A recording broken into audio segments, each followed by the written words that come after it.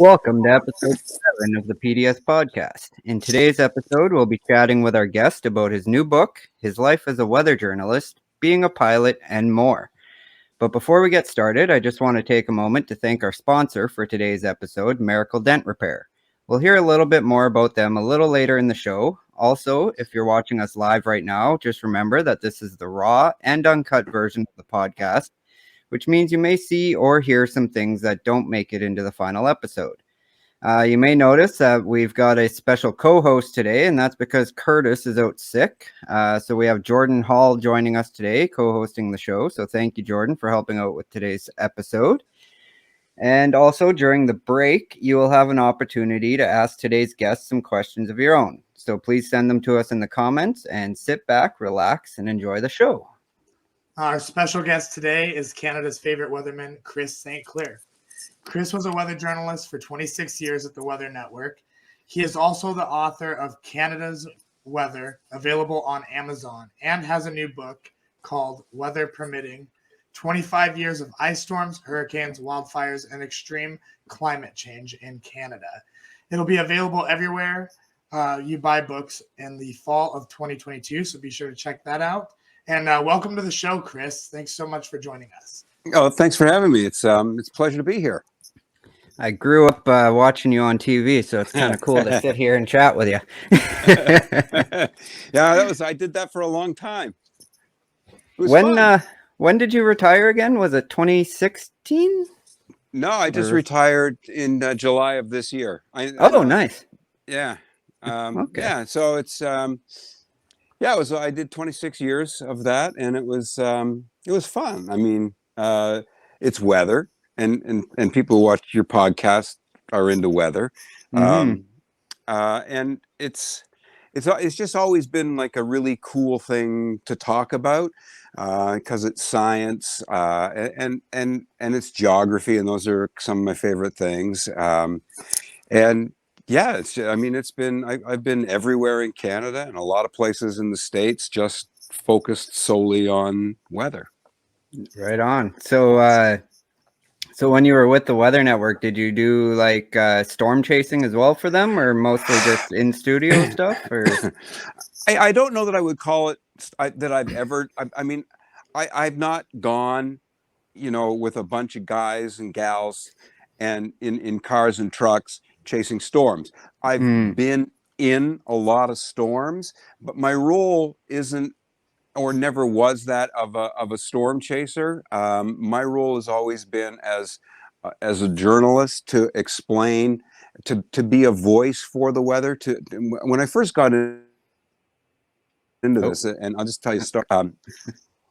Did you lose me? Yeah, I lost you there for a quick second, but you're back. Okay. When I first got into this, I always watched the weather, and I thought it was cool the way people did the weather on television. But I always felt that the weather never had a voice. Like nobody was ever speaking for the weather. Nobody was saying, this is what's happening in our atmosphere to make this happen in front of us as a snowstorm, or as an Arctic outbreak, or a hurricane, or a tornado. There was that was never explained. So I always set out that that's what I wanted to do, was explain the weather and be the weather's voice, so that people would understand what was happening around them. So whenever I've covered hurricanes or blizzards, I've always been that voice of explaining what's happening in the atmosphere. And over time, that evolved to also speaking for the people who are impacted by the weather, because I think that so much. I mean, weather is spectacular to watch. Like a tornado is amazing to see. A wildfire is stunning to watch. But there's so many people along the path of those events who have a voice in what they saw, how it impacted them, what they experienced, what the air smelt like as a storm got closer, and it was getting those words together from people and sharing them to help everybody get a greater understanding of what's so amazing about what happens all around us in our atmosphere. So that's what I've always tried to do. So I was never a storm chaser. I was always a storyteller, rather. That's awesome. Yeah. So instead of instead of just this is what's happening, more of a this is why it's happening kind of thing. Yeah, and the Right on. importance of why it's happening. Yeah, right on. So you've got a new book coming out. Can you tell us a little bit about that? Weather Sure. permitting? Yeah. It's funny because we were the publisher and I were talking about what we would call the book, and they said we need to work Canada into it because it's a book about Canadian weather primarily, and we want to get climate change in because that's really important. And anyway, the name Weather Permitting came from, if you're in Canada, you're familiar with This Hour Has 22 Minutes, the comedy show. Yeah, Okay, so Mark Critch on the show, his brother does the morning show on a radio station in St. John's, Newfoundland, K-Rock, and he and I talk on Twitter quite a bit. And I said, hey, by the way, I'm writing this book, blah blah blah blah. And he said, oh, you should call it Weather Permitting. And so I said, I put that down in the list of names when I sent it off to the publisher, and they said, oh, that's the best name for a book. So it's actually kind of comes from him, the name of the book. But I've been in dozens of hurricanes and dozens of blizzards and dozens of thunderstorms and all that. And so I have like all these stories about how what these storms were like that I got to tell on television. But on television, you get to tell the story in 3-minute pieces, right? Even if you're there, like Fort McMurray, we were there for 8 days for the Fort McMurray fire, but we still, you couldn't tell the whole story on television. So the book gives you an opportunity to tell you all the other stuff that happened with the story. Like Fort McMurray, the wildfire in Fort McMurray, we didn't get there till 36 hours after everybody had been evacuated. But we drove, I got into Edmonton at like 11 o'clock at night, and my cameraman picked me up. Sean Legg is his name. He was our cameraman in Calgary. He was a great guy. And he and I were gonna head up there, but it was like so late at night. And we said, let's instead, we'll go first thing in the morning to Fort McMurray and we'll stay in Edmonton. So we went to a hotel across the road from the airport, and we pulled in the parking lot, and it was all like pickup trucks. And anyway, it was full. The place was packed, and people were standing around the parking lot, and they were drinking beers and stuff. And it smelled like smoke, like in the parking. Like the air didn't smell like smoke, but the people smelled like smoke. So anyway, they were all the people who had evacuated from Fort McMurray, and they were staying at this hotel. And that's kind of like when the magnitude of that storm or that fire kind of became really apparent. And as we drove there, we would stop in little towns along the way. We stopped in Fort Saskatchewan at like 6 a.m. to do the morning show live hits back to Toronto. And when we were pulling up, we were going to go to like get some coffee, and there was A&W that was open. And so it's, on the main drag where all the fast food places are. And it's 6 a.m. And we go to the drive-through, and all along the driveway into the drive-through, there's jerry cans filled with gasoline with free, and they were for the people who were leaving. And and we pull up to get our coffee, and the guy said he gave us our coffee, and he said, no, it's free, and the coffee's free for anybody. And it was like, and so we kept experiencing this as we were driving towards Fort McMurray. And when we finally got there, there was like, you couldn't go in. The RCMP had the road blocked off like 10 kilometers out of town, and that was it. You didn't go any farther. And that's where we spent the next 5 days until they let the media go in and have a look at what was left of town. But anyway, my book is all filled with stories like it's just stories like that about stuff that the whole story that never got told about stuff like that. All the extra details and whatnot. Yeah, it's just, it's a lot of detail. But I mean, like when we were driving up the highway from, you go on the highway to Fort McMurray, and you turn off, and from where you turn off the road to Lac La Biche and the main road across there and up to Fort McMurray, it's like 150 kilometers. And there's like one town that's halfway up the road, and it's called Wandering River. And it's basically 2 motels, a Burger King, a gas station, and maybe 120 people live there, and that's it. And there's nothing else all the way up that highway. And we were driving. We went. That's where we stayed. But we were driving past Wandering River, and on the road there was like abandoned cars, like people had just run out of gas and left their cars. There was like a RV trailer, like like a camper trailer, flipped on its side on the roof, all crushed up and smashed up in the center median. Obviously it had like come off their car, and they just ditched it and they kept on. And it was like a zombie apocalypse movie driving Yeah. up there, just all this stuff that people had just left behind when they fled Fort McMurray. It's a book of stories about that. Awesome. So again, for anybody that wants to pick that up, it'll be available on Amazon this fall of 2022. Yeah, my old book's on Amazon now, but my new book, I was just talking to my Simon & Schuster, my publisher, today. It'll be out probably in October, and it'll be available. It'll be available everywhere you get books. Awesome. Yeah. So yeah, anybody that's listening and watching right now, make sure you pick up that when it comes out, because it sounds like it's going to be pretty good. Oh yeah. 2 more chapters to go. There you go. Right on. So I read that you got your commercial pilot's license in '95. What type of aircraft did you end up flying?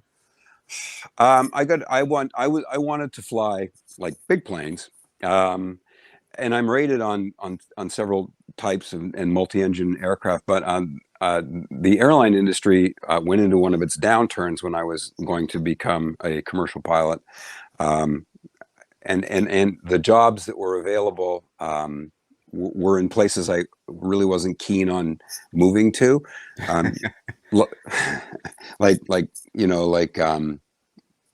I mean, they're great places, I suppose, to live, but I didn't want to live in, Thompson or Lynn Lake, and it was I was too late in life to sacrifice that much time. And at the same time, this opportunity to work at the Weather Network rolled around, so I stuck with that. But I still fly; it's fun. That's awesome. I'm actually working on my student pilots right now. So yeah, it's great, isn't it? I love flying. It's a good time. I know. Everybody says, "Oh, it's so expensive," and it's like it's no more expensive than golf. No, realistically, Really, yeah. Yeah, real. I mean, So, yeah, there's an outlay to get your license and everything, and it'll cost $4,000 or $5,000. But that it's like good golf clubs are expensive, and greens fees are expensive and stuff, and renting a plane, you rent them by the hour, and it's $75 to $100 an hour, but it's fun. You're flying. Yeah. I'd honestly rather be flying than playing golf. Yeah. Well, what's really cool about flying, especially when you get like where you are, flying in, like when you're getting your license and you're a student pilot and you're flying like a Cessna or a Piper. A Cessna is better because the wings over top, and so you have a way better. Yeah, you have such a better view, but it's like you get to see geography so much better. And I always loved geography. I was going to be a geography teacher. That's what I wanted to be when I was in school. But you get to see like escarpments, and you can see doldrums in the ground. You see all these really cool geographic and topographical features that you never see when you're driving through them. You see them when you're driving through them, but you understand their scale better. And then if you're really if you're into weather, you get this sense of how the role that the land plays in influencing everything that's happening above the land. Absolutely. So what came first, would you say, your love for flying or your love for weather? I grew up in Nova Scotia, so the weather was always something that I always liked. I always liked airplanes. It's a toss up. I mean, the two of them are married anyway. I mean, the reason why they hired me was I had a lot of broadcast experience before I started working for the Weather Network. I'd been in media for 20 years before that. But when you learn to fly, like a third of everything you learn when you learn to fly is meteorology, and at the time that was a ton of meteorology experience in my head, and so I knew a lot going to work there. I've noticed There's quite a bit of crossover between storm chasers and pilots. Like you see a lot of storm chasers becoming pilots or pilots becoming storm chasers just because of that grouping of the two together, really. Yeah, I was with Mark Robinson, right? Yep.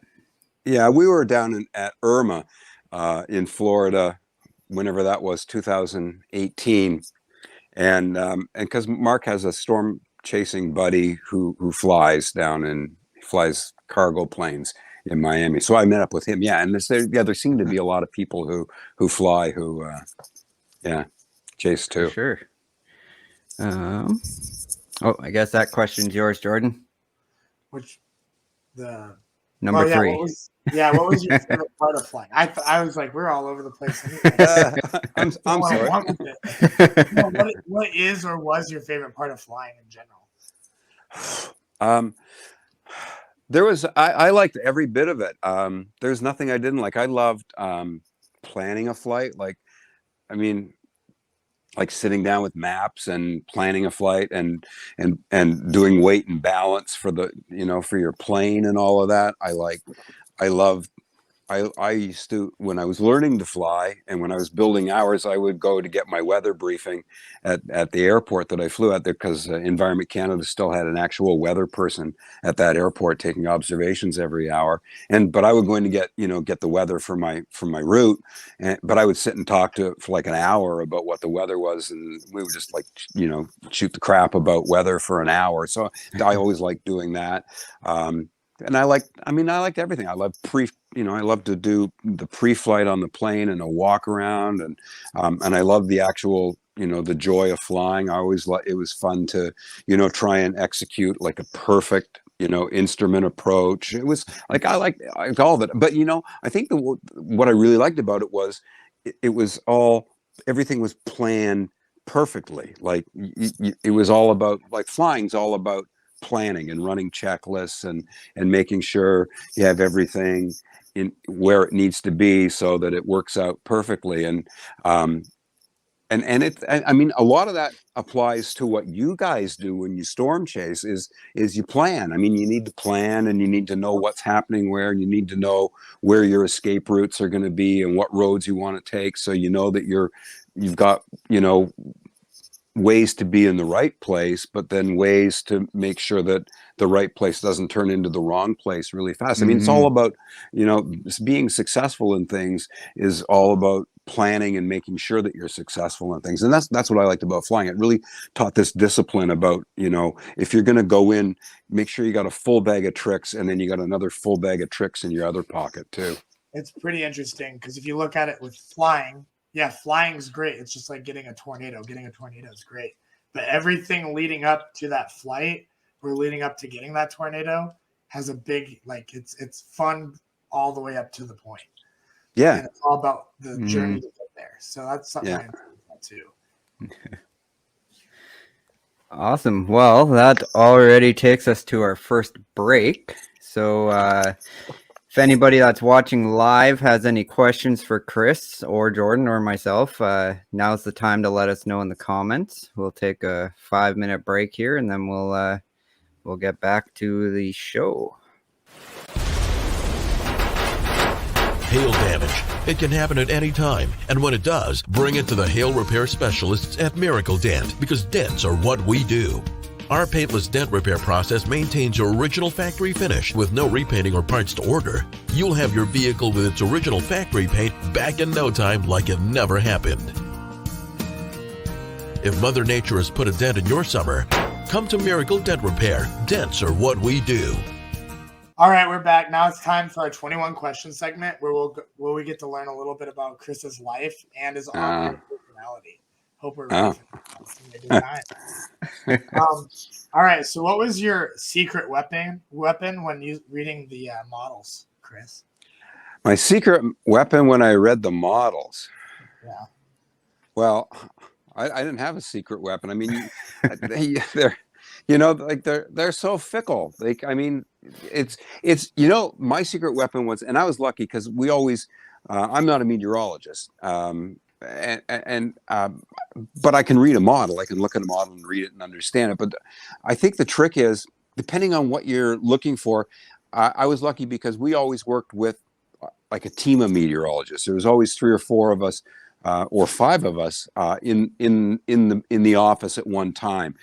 So when I would do my show on Saturday and Sunday morning, we get together at about 4 o'clock in the morning, and there was a briefer for Western Canada and a briefer for Eastern Canada, and then there was one who was like kind of looking after everything. And so we would all sit down. We would actually just sit down and have a conversation about whatever the biggest story was and whatever little anomalies were, because like in the Great Lakes, snow squalls were always a thing, and you want to get that right.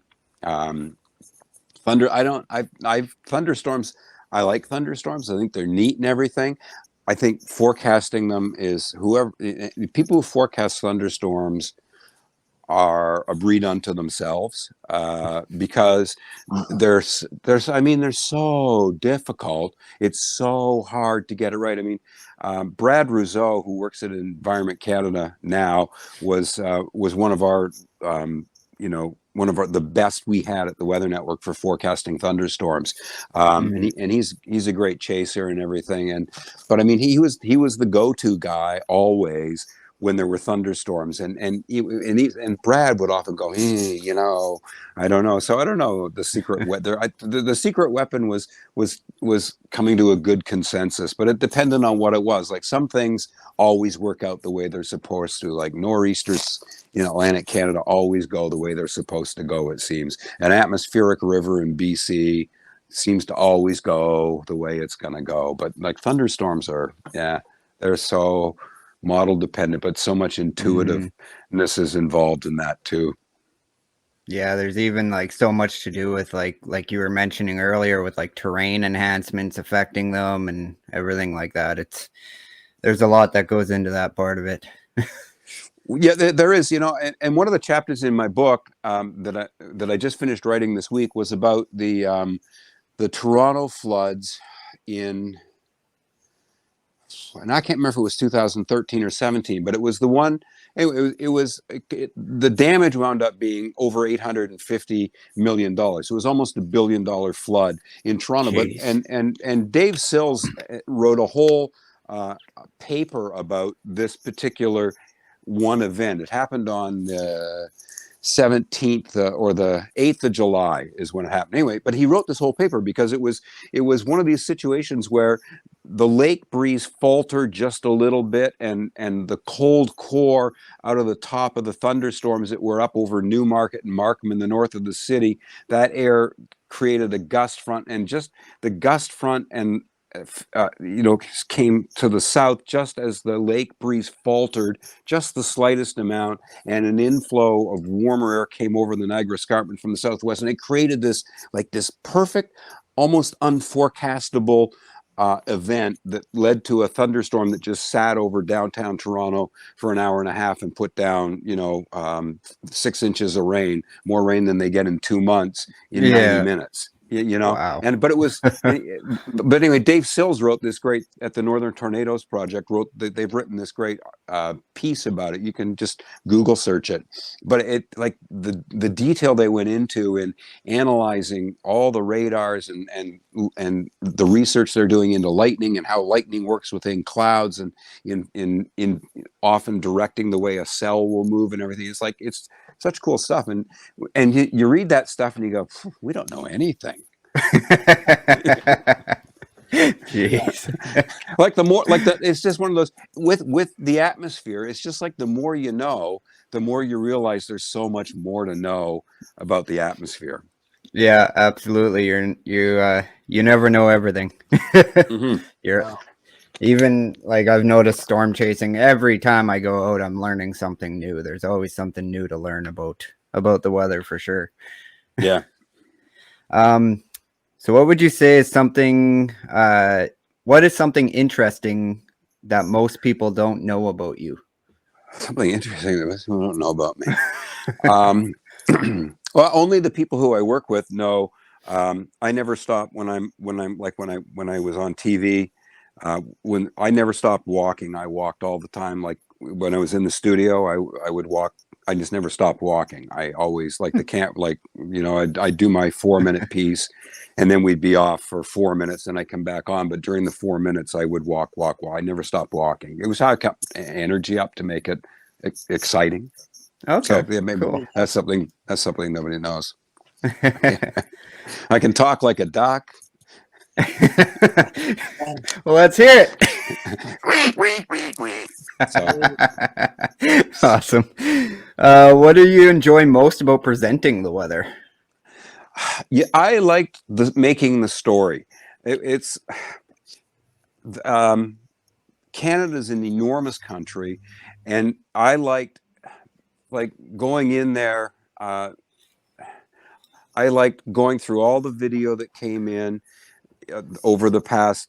I was lucky on the weekend because like when people watch TV on the weekend, they watch it differently. They watch it like that's when all the news shows are on Sunday morning and everything, and people kind of have a little more extra time. So I think their mind is more open to not just getting their forecast for today, but learning a little bit about what happened over the past week. So I always enjoyed the challenge of sitting down and saying, okay, well, what's really important? What are the like 3 most important things that are happening today that are like the big weather stories? And then what's happened this past week that's related to those 3 stories?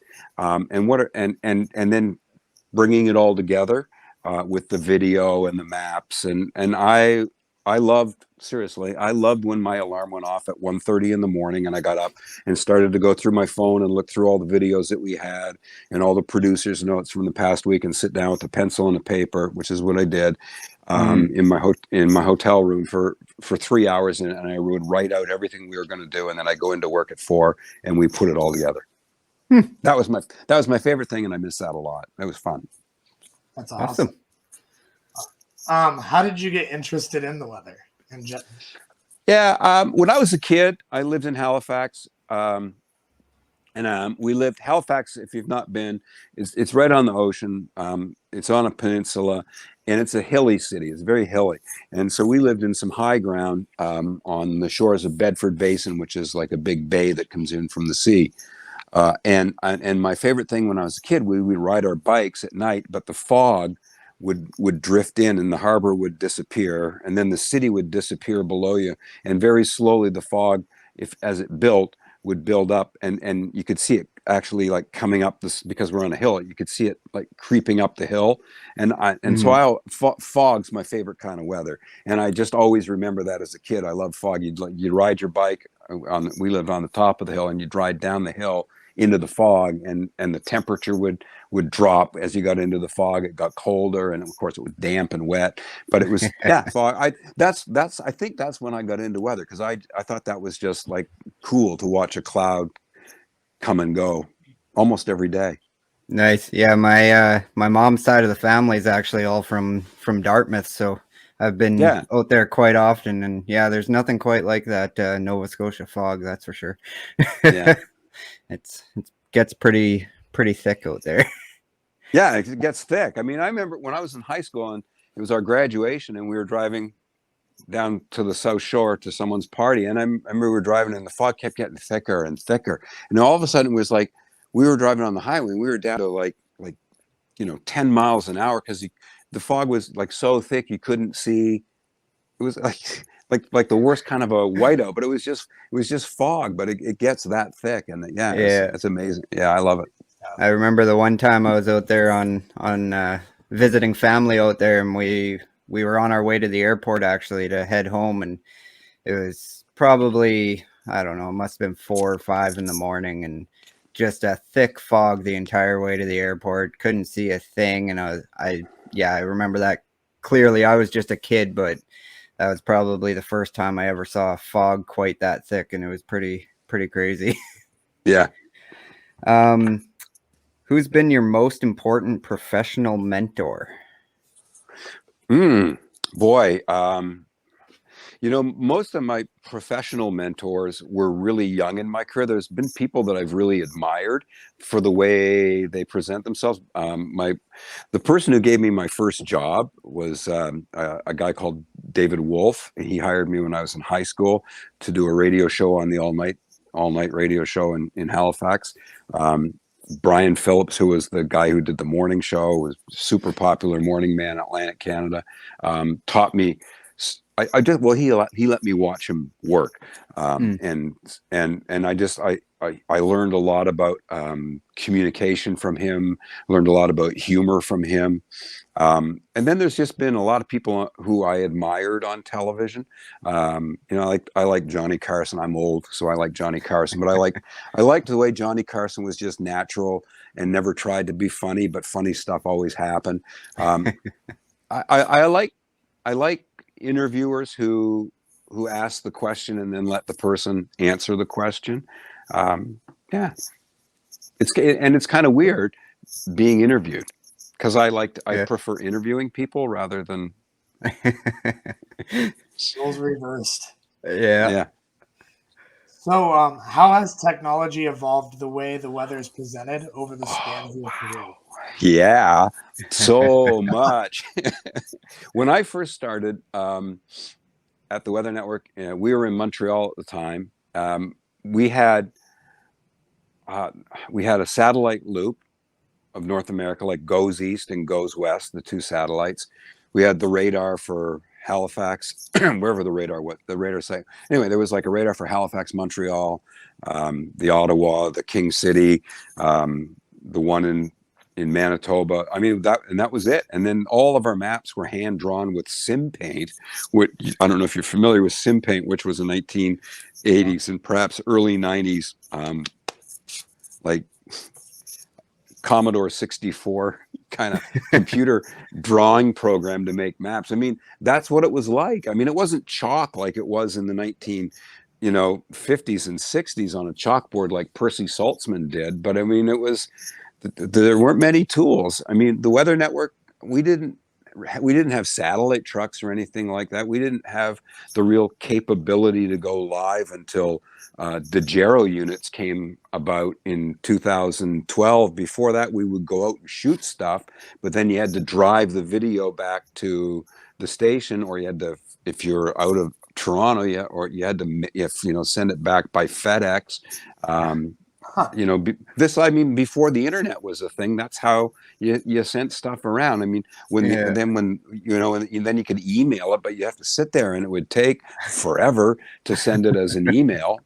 Yeah. But yeah, I mean, so technology has changed so much. I mean, the gyro that is I don't know if you're familiar, but it's like the box that is, when it came out, it was like groundbreaking technology, because they didn't cost as much. I mean, a satellite truck, $400,000-$500,000. A gyro unit is the size of a small briefcase, and you connected your camera into it, and then it dialed into the cell phone network and made a cell phone call and sent your video and audio feed as data bursts back. Well, it's an app on my phone now. Like you don't even need a cameraman. It's just an app on my phone, and I can just click it and type in the code, and I can go live from wherever there's a cell phone signal. Yeah.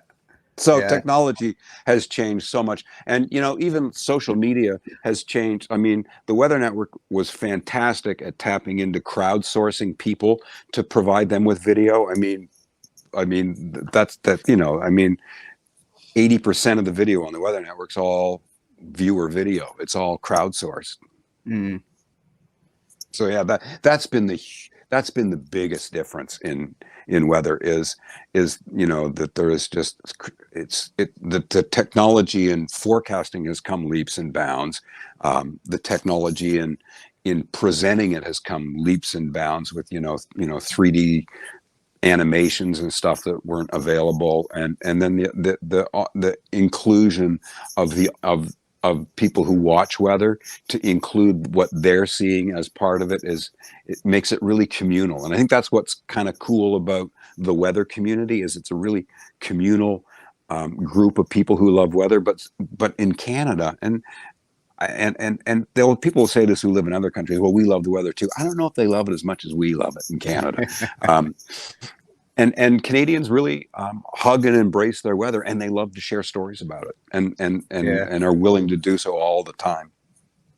Absolutely. Even oat chasing in the field, many times there'll be some random farmer coming up with his favorite storm story to tell us, or anything like that. So yeah, I definitely see what you're saying there.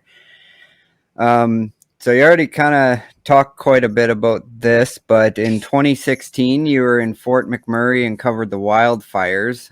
Is there Yeah. anything additional you'd like to talk about with that? Well, I mean, it's the Fort McMurray wildfires is really interesting. The fire is a whole story unto itself that I could go on and on about, and it's a real neat set of circumstances that led to that fire. Uh, and the fire is a real signal to the dangers we're in, particularly in the boreal forest in northern Canada as the climate changes. But that story for me was more about the people. I mean, I remember when like 80,000 people, 85,000 people live in Fort McMurray, and everybody except for the firefighters evacuated, and not all of them went out of town to the south. A lot of them, because of the fire that was to go, they went north to Fort McKay, which is an oil camp 40 kilometers north of Fort McMurray, but about 8 or 10,000 people went up that way. So anyway, they had to stay there until it was safe to be evacuated out. And the only way out again was to go back through Fort McMurray. So they got police convoys through the town and out, and they knew they were coming and down the road. So they had set up like great big gas trucks to fuel their cars along the road when they came through, and there was food and stuff like that. But and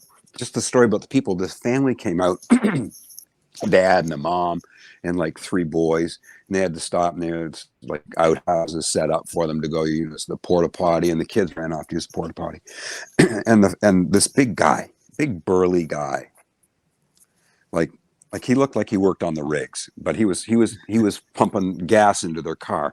He was dirty, and he had a ball cap on, and he hadn't shaved in a few days. And he got down and said to the kids, "Hey, do you guys want some sandwiches?" And everybody kind of looked at each other, and he said, "There's all kinds of food over there. Just go get some food."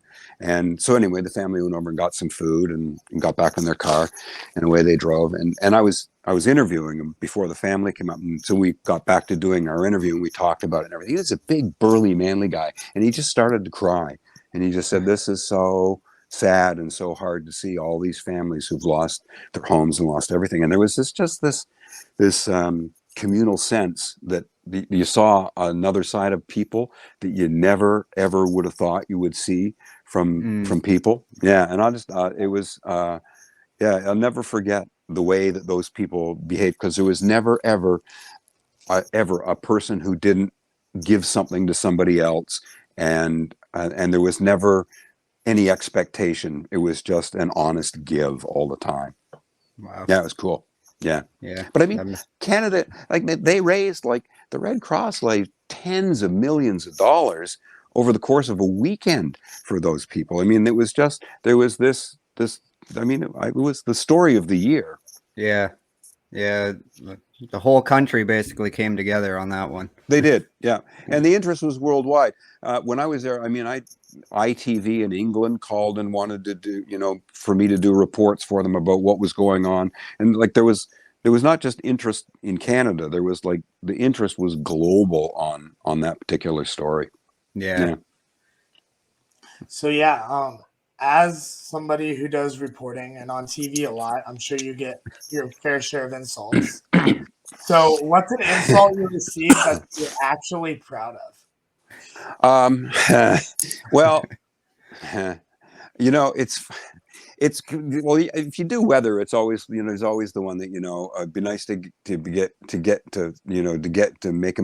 your job wrong every day and never get your job right and get paid. It's just like, really, is that the best you've got?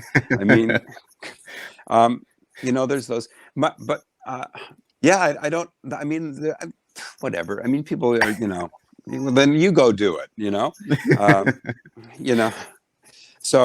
so that none of them bother me. But I do have a funny story about Newfoundland and about weather. And because when I've been to Newfoundland a lot for hurricanes and stuff like that. And every time I go there, they say to me, and they'll say, "Oh, you're here for the storm." And I'll say, "Yeah." And they'll say, "Well, you should have been here for the last one." And it's always like, whatever's going to happen, the best one was the one that you weren't there for. So that's my favorite thing about there's just like so many weatherisms from Newfoundland, but that's one of my favorite ones is always, well, you should have been here for the last one. So you can have like the best storm and they'll say, oh, well, should have been here before. Yep, that's how it goes. Yeah. So you kind of already answered this one too, but tell me about the 3 most influential people in your life and how they impacted you. Well, my wife is like, she's perfect. I mean, she explained to me why people like what I do. She explained why people like weather so much to me in the simplest of terms. And I thought, wow, that is brilliant. So she's super influential to me, and and helps me see through all the BS a lot that's going on. She's like, so that's great. Yeah. Who else is in? My daughter's influential. I mean, my daughter's she's, of course, she's younger than me, but she's, but I mean, I'm 60 plus, so she keeps me really connected with her generation, your generation, and it's important to be able to make that connection. At least it certainly was when I was working on television, so that I didn't come off like some old fuddy-dud, but I actually seem to be able to relate to people. So she's great at keeping me, and she'll say, oh, Dad, geez, don't do that. Don't do TikTok videos, whatever you do. So yeah, those have been some really influential people in my life. Those 2 for sure. A third, boy, it'd be a toss up. I couldn't name a third right off the top of my head. That's all right. Live TV must be difficult to navigate. What's the biggest surprise that you've had on live TV? Well, there's not so much live TV as there used to be anymore. Most stuff's pre-taped. I mean, even everything for the past 15 years, rarely did anything. Like we did near live television. So we would, because if you're doing everything live, you make mistakes, right? And like on the Weather Network, like CNN's right beside us on one, and so you got to be as good as everybody around you. So we did near live. We would record it, make sure it was perfect, and then it would go on the air. So it was like, it was not live, but it was like 5 minutes old. So that's changed a lot. But I guess what's surprised me most about television? Yeah, what surprises me is how it's funny because so few people, I mean, people still watch TV, but they watch it so much differently now. But it still seems to be a big deal when people are on TV.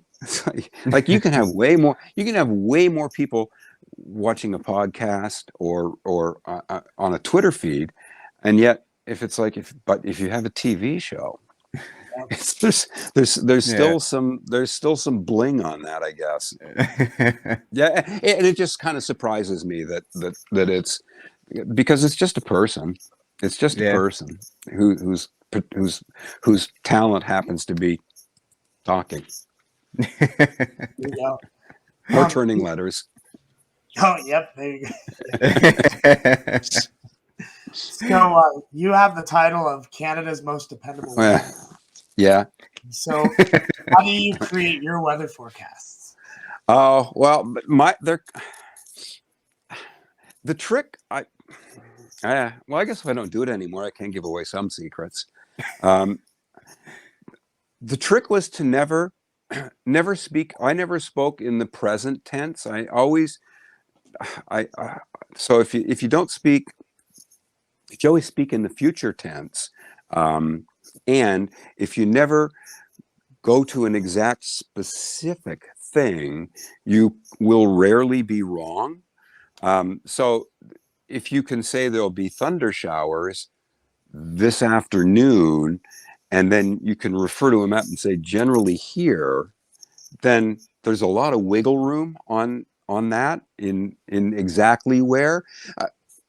Not that I'm trying to, like, blow dust and smoke over it. I mean, it's really important. It's really important to be honest.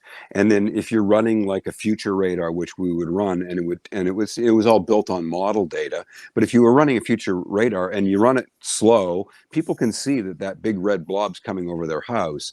Now it may or may not come because the future radar is, it's a computer model and it's suggesting something in 5 hours. But if you're really clear with people that this is just a projection of what could happen, that this one computer is thinking, and then if you can get the other model and run the other model and say, and this is what the other one's doing, it's saying it may be a little bit off of there. But so if you're honest with people, and then you go and you invest some time in explaining that properly, but in terms that everybody can understand, I think it makes you become a dependable, trustworthy person. Mm-hmm. Absolutely. Yeah. What has been your greatest weather-related accomplishment to date?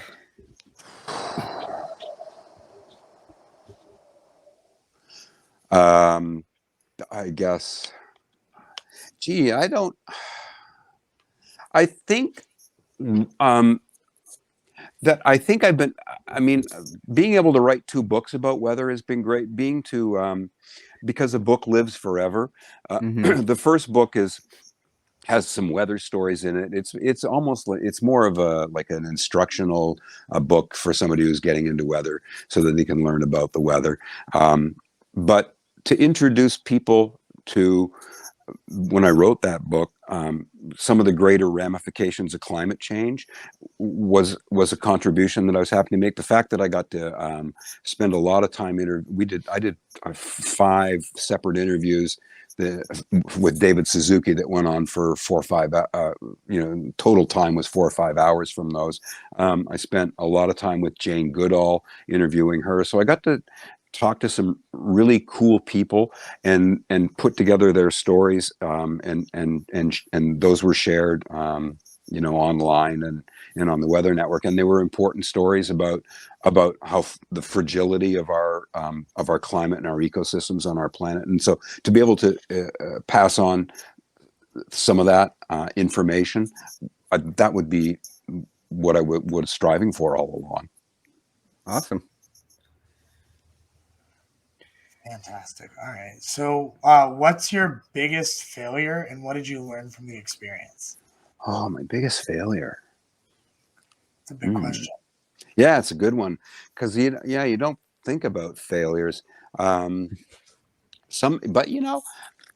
I guess you always learn about yourself that sometimes I'm pretty rigid in the way I want to do things, and sometimes some people don't fit into doing things the way you want them to do. So learning to overcome things like that. That's if I had a failure, that's what it would have been, was that sometimes I was too rigid in things that I wanted to do, and some people didn't buy into it the way I wanted them to. So that's I would consider that to be a failure. The fact that I learned about it would, I guess, correct the failure. Awesome. Out of all of the amazing weather events you have covered, which one stands out the most to you or is the most important to you? Boy, they're all important in their own way. Fort McMurray was important, I think, on so many levels that I've already talked about here tonight. I can't think of the number of hurricanes, but Irma wasn't a particularly important hurricane to cover in the States, simply because, it had come, there had been Harvey. It was like that year was catastrophic in the Caribbean. And to be able to cover that particular hurricane, which did some wild things. It wasn't as destructive. Well, it was pretty destructive in Haiti, but Maria, decimated Puerto Rico, but Irma did really wild weather things. We were in Sarasota, and the seiche that took place when the water drained out of the harbor at Sarasota, and at the same time flooded Miami and Fort Lauderdale downtown. Excuse me. That was cool to see, but it was. There were some cool social things that happened during that storm, where you saw some real disparities with the way, some people, it's bizarre to see people, like Haiti gets decimated and, 800 people die. And people who had just suffered through an earthquake that destroyed their country and live in tin shacks, and then they have a hurricane come and erase all their tin shacks and kill all their crops. And then we go to another place, Florida, and you're in Naples, like one of the top 3 highest per income cities in the United States, and you see like this disparity, and and yet they get the same kind of damage there, but the houses are better and are built because there's more money, and so you see these disparities. I think I think that really stands out in my mind, is how a wealthy nation is able to withstand a disaster so much better than an impoverished nation. The weather doesn't care.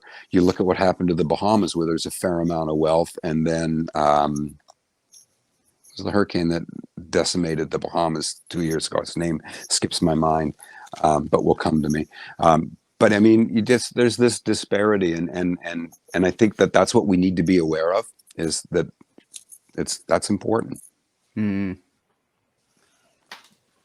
All right, so we're gonna change the questions a little bit. Okay. If you won $10 million tomorrow, what would you spend it on? I would buy a plane. Yeah, I would have a plane. It's funny, because like the lotto was like $48 million last week or something in Canada. I thought, wow. And then I started looking up, like, well, what could you buy like a Citation jet for? I mean, and so if $10 million is certainly plausible. There you go. Was it Hurricane Dorian, by the way? It was Dorian. Yeah, it was Dorian. I had to Google it.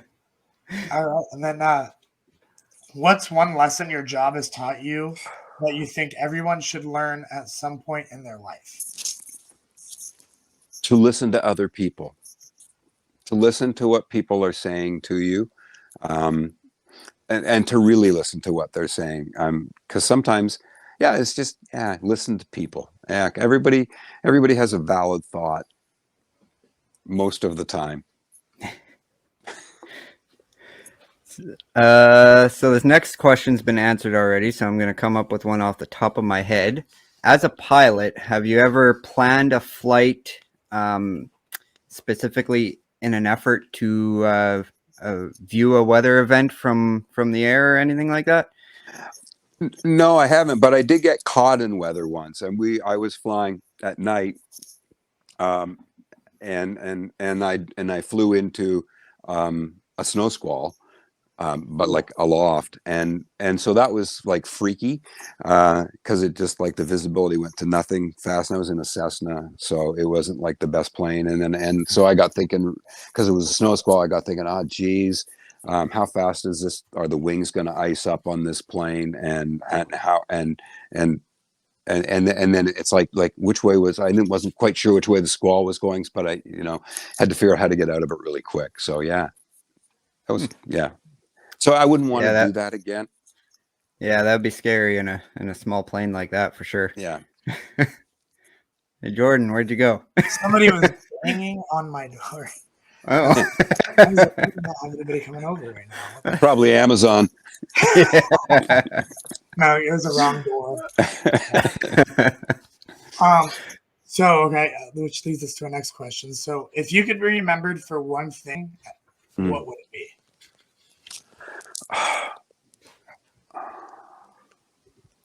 Well, I think that it was just that people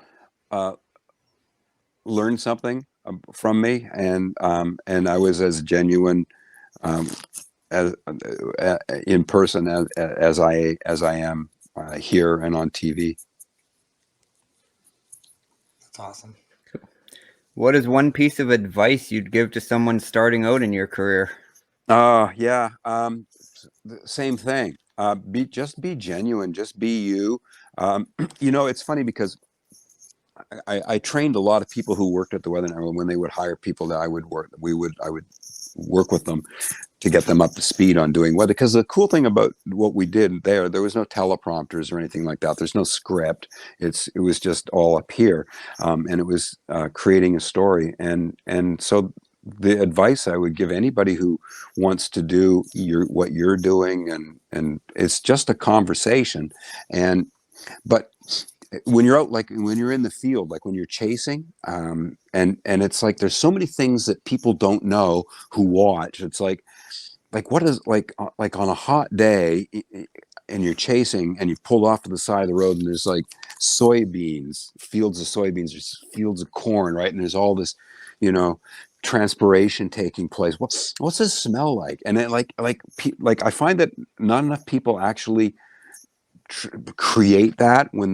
because I have never chased a tornado and would like to, for the simple reason to be able to do the reports, because there's so many things that I know I would smell and you could feel in the air, to be able to talk about those things. And so many people, like, they focus on the storm and they're like, there it is, but they're not talking about like it's as humid as hell here today, or like this wind that's blowing now.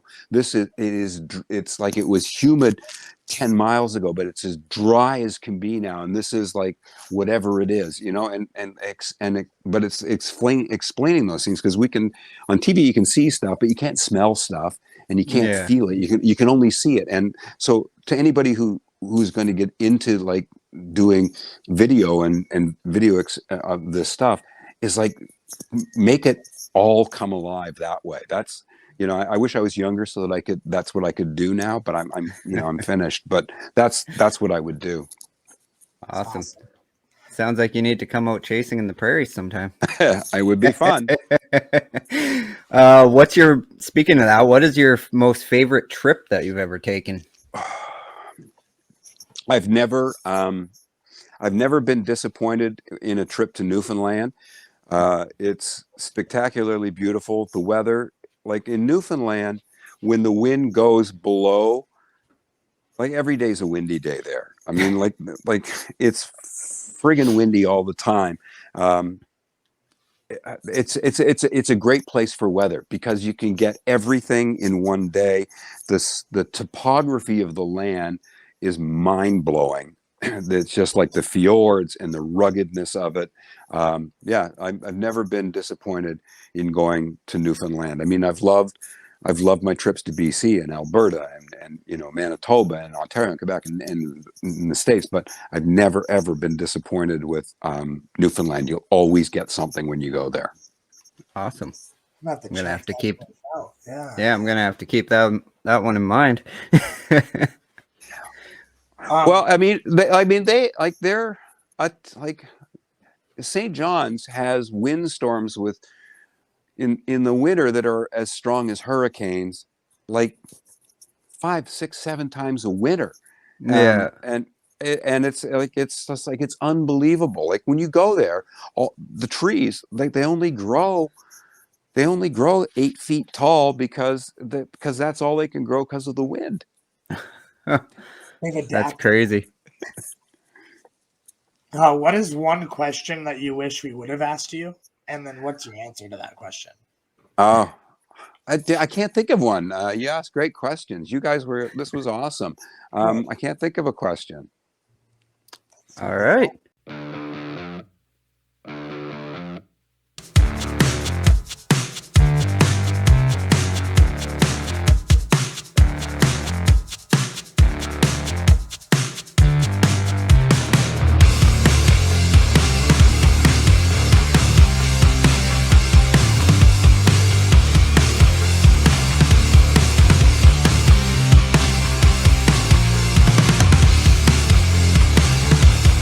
We have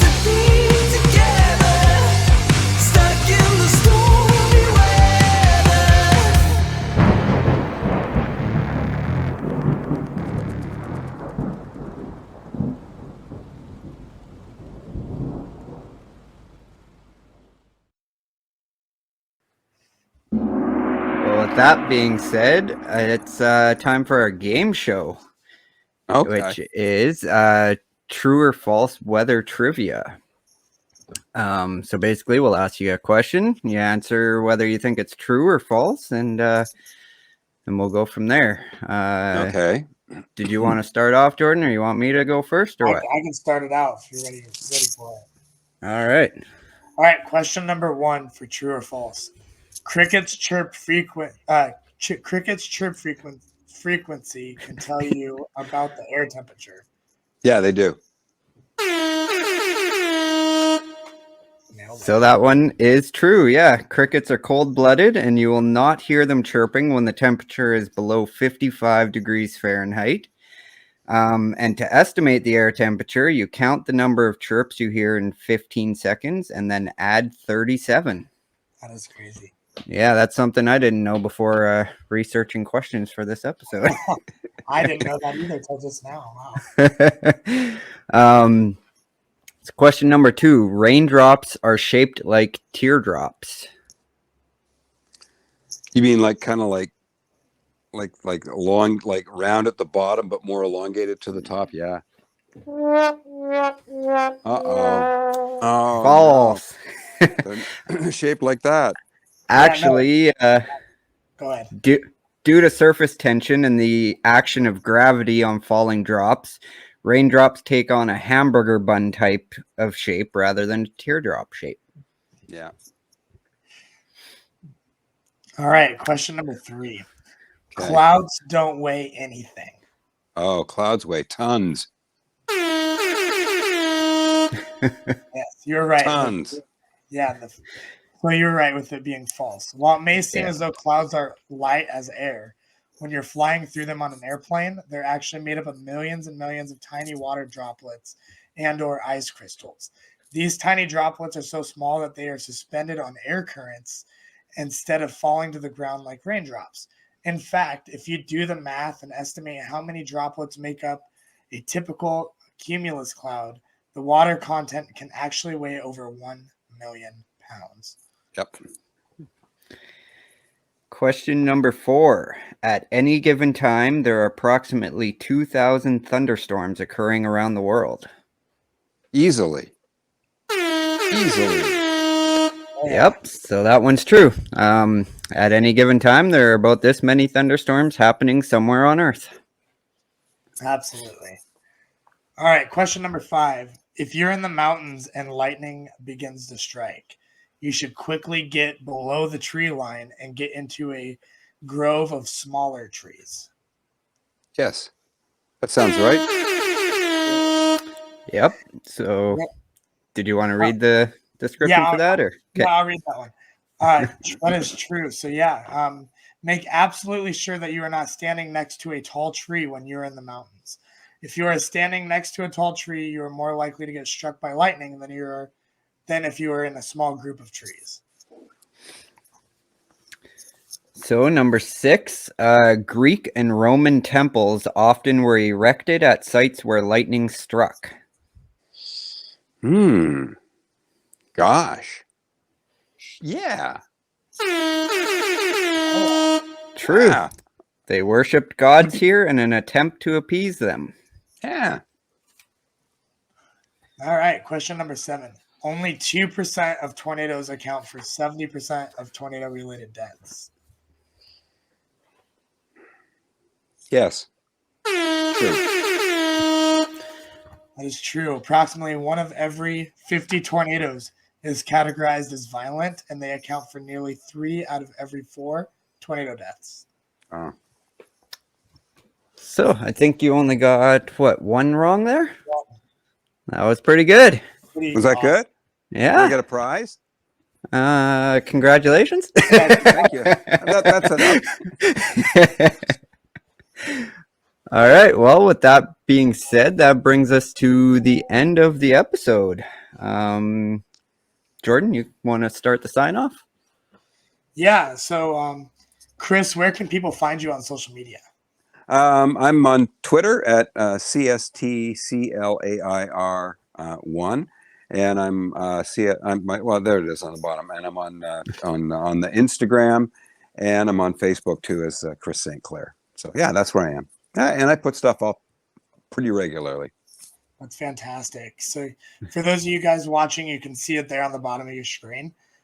Be sure to follow us on social media, on Twitter at the PDS Podcast, Manitoba Storm, MBS Storm Chasers, Manitoba Storm Chasers on Facebook, Twitter, and Instagram. And then be sure to get Curtis in there at 706 photos everywhere. Throw yours in there too, Jordan. You can check me out, Twitter, Facebook, YouTube at Jordan Hall WX.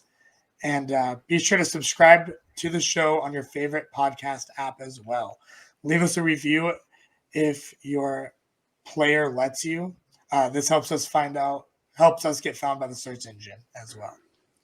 Make sure you become a supporter on Facebook for the chance to win exclusive merch and prizes.